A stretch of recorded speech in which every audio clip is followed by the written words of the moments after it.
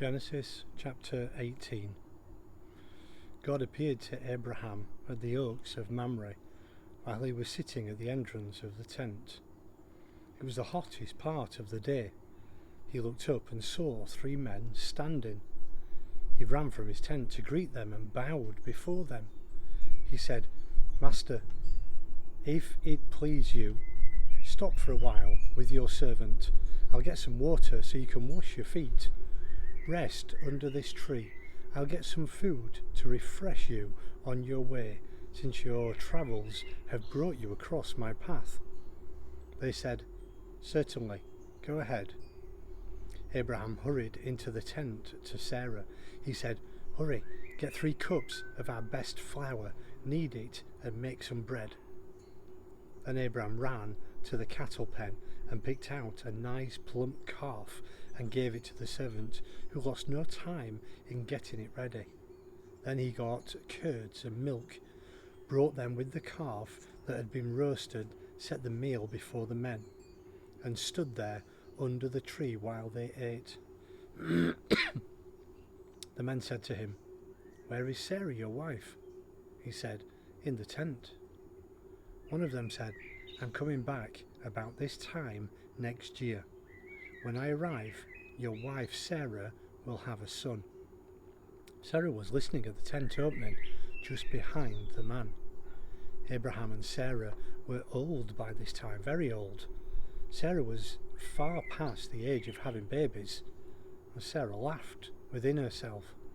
An old woman like me get pregnant with this old man of a husband?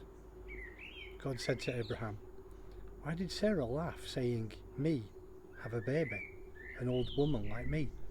Is anything too hard for God? I'll be back about this time next year, and Sarah will have a baby." Sarah lied. She said, "I didn't laugh," because she was afraid, because she said, "Yes, you did. You laughed." When the men got up to leave, they set off for Sodom. Abraham walked with them to say goodbye. Then God said, "Shall I keep back from Abraham what I'm about to do? Abraham is going to become a large and strong nation. All the nations of the world are going to find themselves blessed through him. Yes, I've settled on him as the one to train his children and future family to observe God's way of life, live kindly and generously and fairly, so that God could complete in Abraham what he promised him." God continued, "The cries of the victims in Sodom and Gomorrah are deafening. The sin of those cities is immense. I am going down to see for myself, see if what they're doing is as bad as it sounds, then I'll know." The men set out for Sodom, but Abraham stood in God's path, blocking his way. Abraham confronted him. "Are you serious? Are you planning on getting rid of the good people of the good people right along with the bad? What if there are 50% of the people left in the city? Will you lump the good with the bad and get rid of the lot? Wouldn't you spare the city for the sake of those 50 innocents? I couldn't believe that you'd do that, kill off the good and the bad alike, as if there were no difference between them. Doesn't the judge of the earth judge with justice?" God said, "If I find 50 decent people in the city of Sodom, I'll spare the place just for them." Abraham came back.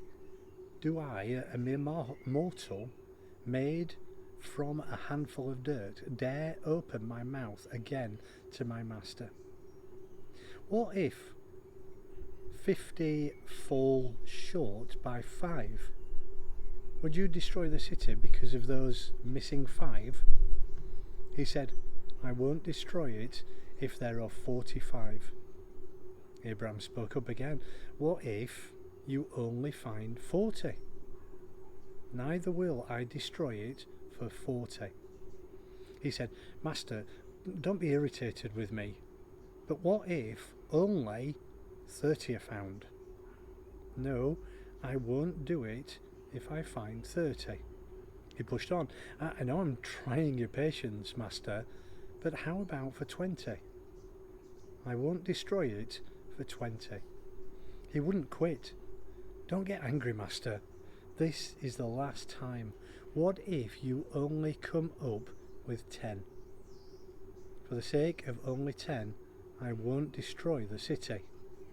When God finished talking with Abraham, he left, and Abraham went home.